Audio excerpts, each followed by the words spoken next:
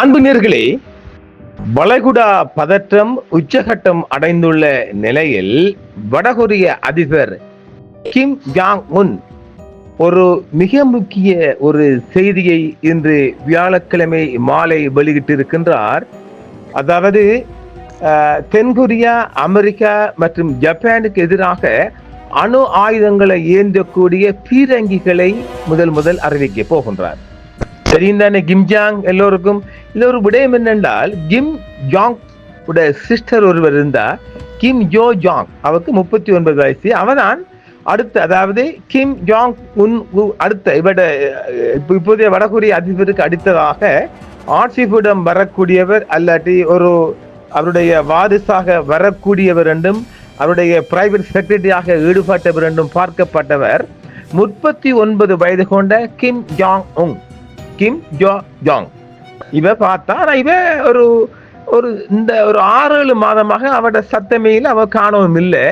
இந்த நிலையில் தான் கடந்த வாரம் கிம் ஜாங் உன், அதிபர் கிம் ஜாங் உன் தன்னுடைய சுமார் 25 அல்லது 26-27 வயசுடைய பாப்பா ஒருவரை தன்னுடைய அரசியல் வாரிசாக அறிவித்திருக்கின்றார். அதில் உலகத்தின் பல பாகங்களையும் அந்த செய்தி வெளிவந்திருக்கும். ஒரு குட்டி செய்தி இல்லையா, அதை நம்ம தாங்கி வர முடியல. ஆனா இப்ப அதை சொல்ல வேண்டிய நேரம் வந்து ஆக இப்ப அந்த பாப்பாவை தான் இவர் எல்லா இடங்களும் அழைத்து செல்கின்றார். அதிபர் கிம் ஜாங் உன் தன்னுடைய மகள் பாப்பா, அது பாப்பா 25-26 சொல்றாங்க. உலக பரப்புல இதுதான் அவரோட வயசு இருக்குது. 27 மேக்சிமம், 25 அல்லது 26-27 வயசு கொடுப்பட்டவர். ஆனால் அவர் கடந்த ஒரு 4-3 வருடங்களாக தன்னுடைய பாப்பாவை ஒரு அரசியல் வாரிசாக எல்லா இடங்களிலும் ஒரு ட்ரைனிங் கொடுத்த மாதிரி, அவர் எல்லா இடங்களிலும் கொண்டு காட்டி ஒரு பயிற்சி கொடுத்த மாதிரி தான் பார்க்கப்பட்டது. உத்தியோகபூர்வமாக கடந்த வாரமே அவர் அறிவிக்கப்பட்டிருக்கிறார். இப்பொழுது தண்ட கட்சியில் 9வது கட்சி மாநாட்டுக்கு முன்னதாக வடகொரியா 50+ KN-25 600 mm MLRS-ஐ நிலைநிறுத்துகிறது. அதாவது தென்கொரியா, அமெரிக்கா மற்றும் ஜப்பானுக்கு எதிராக அணு ஆயுதங்களை ஏந்தக்கூடிய பீரங்கிகளை அதிகரிக்க வடகொரிய அதிபர் கிம் ஜாங் உன் இப்பொழுது ஒரு சிக்கல் கொடுத்திருக்கின்றார். அவருடைய 9வது கட்சி மாநாட்டுக்கு முன்னதாகவே இதை உத்தியோகபூர்வமாக அறிவிக்க போகின்றார். இது ஆக இந்த 3 நாடுகளுக்கும் வயிற்றில் புலியை கரைக்கும். பியாங்யாங்கின் 50க்கும் மேற்பட்ட KN-25 600 mm பல ஏவுகணை ராக்கெட் அமைப்புகளின் சம்பிரதாய பரிமாற்றம் அணுசக்தி வழக்கமான ஒருங்கிணைப்பை நோக்கிய ஒரு கோட்பாட்டு மாற்றத்தை குறிக்கிறது. இது 9வது தொழிலாளர் கட்சி மாநாட்டுக்கு முன்னதாக தென்கொரியா, அமெரிக்கா மற்றும் ஜப்பானுக்கு மூலோபாய கவலைகளை எழுப்புகிறது. இதுதான் இன்றைய செய்தி உலக பரப்பில். அதுவரை ஏற்கனவே ஈரானும் அமெரிக்காவும் ஒரு நெருப்புல இருக்குது. அதுக்குள்ள என்ன கிம் ஜாங் உன் ஒரு கவலையில அடிச்சிருக்கிறார். அது மற்ற 3 நாடுகளும் கவலையா பார்க்கப்படுது. இந்த மாதிரி நிலைமையில தான் அது எழும்பியிருக்கு. இதுக்கும் ஒரு உற்று நோக்கப்பட்ட செய்தியாக பார்க்கப்படுகின்றது. வடகொரியாவின் 50க்கும் மேற்பட்ட புதிதாக தயாரிக்கப்பட்ட 600 mm மல்டிபிள் ஏவுதள ராக்கெட் அமைப்புகளை MLRS கொரிய மக்கள் இராணுவத்திற்கு சம்பிரதாயமாக மாற்றுவது வரவிருக்கும் 9வது கொரிய தொழிலாளர் கட்சியின் மாநாட்டிற்கு ஒரு பரிசாக அரங்கேற்றப்பட்டது. இது ஒரு குறியீட்டு தொழில்துறை மைல்கல்லை மட்டுமல்ல, தென்கொரியா, அமெரிக்கா மற்றும் ஜப்பானுக்கு நேரடி தாக்கங்களை கொண்ட ஆட்சியின் அணுசக்திக்கு வழக்கமான ஒருங்கிணைப்பு உத்தியில் கணக்கிடப்பட்ட அதிகரிப்பையும் குறைக்கிறது. பியாங்யாங்கில் நடந்த நிகழ்வில் கிம் ஜாங் உன் தனிப்பட்ட முறையில் தலைமை தாங்கினார். அரசியல் நாடகத்தை செயல்பாட்டு செய்தியுடன் கலந்து எங்கள் புவிசார் அரசியல் எதிரிகள் பெரிதும் அஞ்சும் பாதுகாப்பு தொழில்நுட்பத்தில் எங்கள் சாதனைகளை நாங்கள் தொடர்ந்து நிரூபிப்போம் என்று அறிவித்திருக்கின்றார். இதுதான் இந்த உலகத்தில ஒரு அச்சமாக பார்க்கப்படுகின்றது. இது பிப்ரவரி 2026 மாநாட்டிற்கு முன்னதாக வடகொரியாவின் தடுப்பு கதையின் மையத்தில் தொழில்நுட்ப மிரட்டலை வைக்கிறது. வரிசையாக அணிவகுத்து நிற்கும் பச்சை ஏவுகணைகளின் வரிசைகள் 600 mm அமைப்பை ஒரு துணை பீரங்கி தளத்திலிருந்து கிம் முன்னர் விவரித்த ஆயுத படைகளின் முக்கிய தாக்குதல் வழிமுறையாக ஏவுகணை அதிக துல்லியம் மற்றும் பேரழிவு சக்தியுடன் குவிக்கப்பட்ட மற்றும் திடீர் தாக்குதல்களை செயல்படுத்தும் திறன் கொண்டது என்றும் கிம் ஜாங் உன் தெரிவித்திருக்கின்றார். மூக்கு நுழைத பேர் பாருங்க, செடியா மூக்குக்குள்ள பேர் வருதான்னு பார்த்துக்கொள்ளுங்க. இந்த கோட்பாட்டு மாற்றம் கிம்மின் 2023ஆம் ஆண்டு ஆரம்பகால பிரிவுகளை உலகின் மிகவும் சக்தி வாய்ந்த MLRS என்று வகைப்படுத்துவதன் மூலம் வலுப்படுத்துகிறது. இது KN-25 அமைப்பை அதிக துல்லியமான துப்பாக்கி சூடு மூலம் எதிரி ஏவுகணைகளை பாதுகாப்புகளை முறியடிக்கும் திறன் கொண்ட தொழில்நுட்ப ரீதியாக உயர்ந்த கருவியாக வடிவமைக்கும் ஆட்சியின் பரந்த முயற்சியில் உட்பொதிக்கப்பட்டுள்ளது. ஜனவரி 27, 2026 அன்று கிழக்கு கடலில் 358 கிலோமீட்டர் தொலைவில் உள்ள இலக்குகளை தாக்கிய சோதனைகளின் போது சரிபார்க்கதாக கூறப்படும் சமீபத்திய மாடல்களை AI விவரிக்கப்பட்ட தன்னாட்சி துல்லிய வழிகாட்டப்பட்ட விமான அமைப்பு அம்சங்களின் ஒருங்கிணைப்பு அதன் பீரங்கி படைகளுக்குள் தொழில்நுட்ப நவீன மயமாக்கலில் ஆட்சியின் முக்கியத்துவத்தை வலுப்படுத்துகிறது. 380 கிலோமீட்டர் வரை அதிகபட்ச வரம்பு 500 கிலோகிராம் சுமக்கும் திறன் மற்றும் சாத்தியமான தந்திரோபாய அணுசக்தி இணக்கத்தன்மையுடன் KN-25 பாரம்பரிய MLRS தளங்கள் மற்றும் குறுகிய தூர பாலிஸ்டிக் ஏவுகணைகளுக்கு இடையில் ஒரு தனித்துவமான இடத்தை ஆக்கிரமித்து பிராந்திய அச்சுறுத்தல் மதிப்பீடுகள் மற்றும் ஏவுகணை பாதுகாப்பு திட்டமிடலை சிக்கலாக்குகிறது. 600 மில்லிமீட்டர் KN-25 வரலாற்று பரிணாமம் பீரங்கி மற்றும் பாலிஸ்டிக் தாக்குதல் கட்டமைப்பை இணைத்தல்.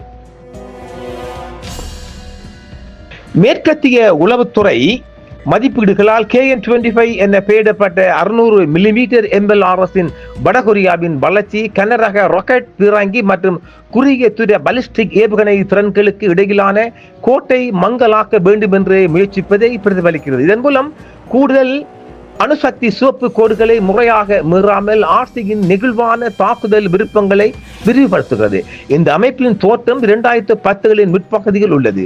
அப்போது பியோங்யாங் வழக்கமான MLRS அலகுகள் மற்றும் குறுகிய தூர பாலிஸ்டிக் ஏவுகணைகள் இடையே உள்ள திறன் வெளிப்படையை காட்டுகிறது. 2019 ராணுவ அணிவகுப்பின் போது பகிரங்கமாக வெளியிடப்பட்ட KN-25 பின்னர் 2020 மற்றும் 2023 ஆண்டுகளில் கட்டமைக்கப்பட்ட சோதனை சுழற்சியின் மூலம் முன்னேறி இருக்கின்றது.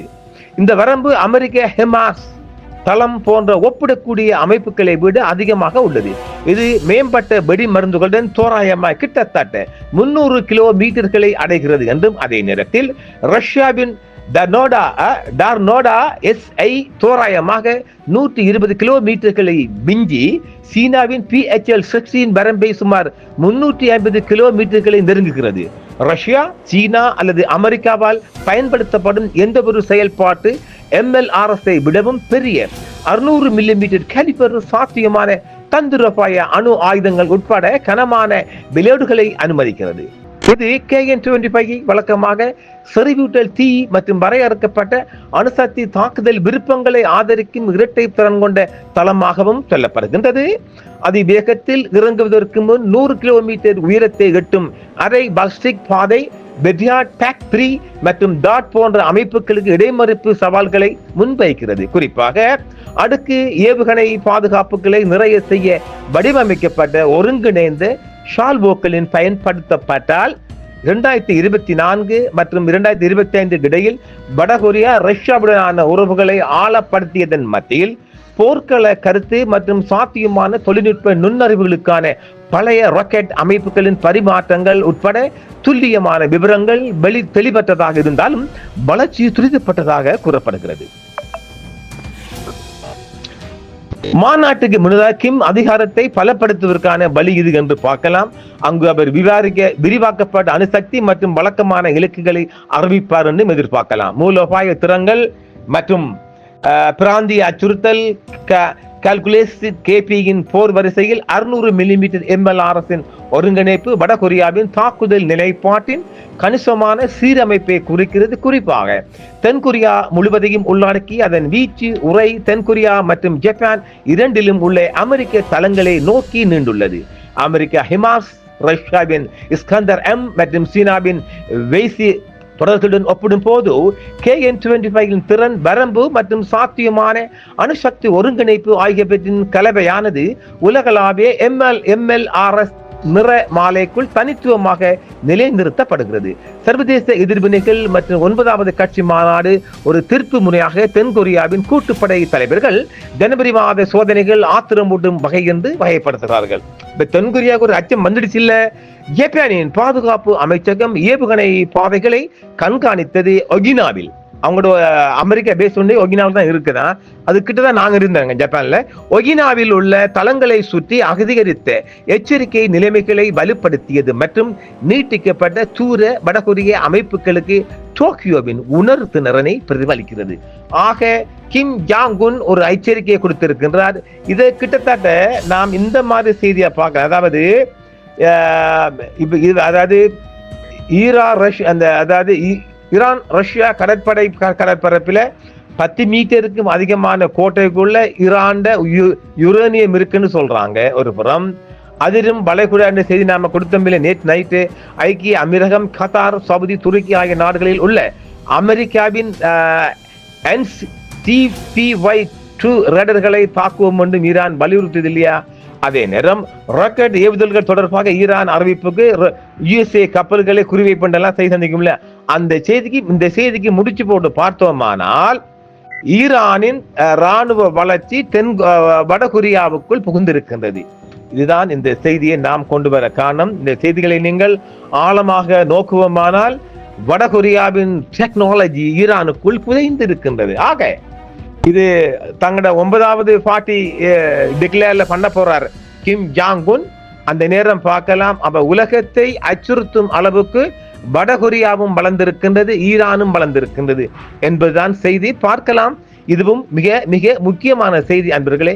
எப்பொழுதும் ஈரானுக்குள்ளேயே இருக்காம கொஞ்சம் வடகொரியா அலைஞ்சு பார்த்தோமானால், ஆராய்ஞ்சு பார்த்தோமானால் இதுவும் புலப்படும். இதற்கு மேலும் புலப்படும். மீண்டும் மற்றும் ஒரு காணொளியில் சந்திப்போம். என்றும் உங்களுடன் சன்ரைஸ் இந்தியா டிவி சப்ஸ்கிரைப் பண்ணுங்கள், பெல் பட்டனையும் கிளிக் செய்யுங்கள். உங்கள் ஆதரவே எங்கள் சேவை. ஆதரவு தாருங்கள், அரவணைப்போம். மறக்காம சர்ப்ரைஸ் பண்ணுங்க. தேங்க்யூ.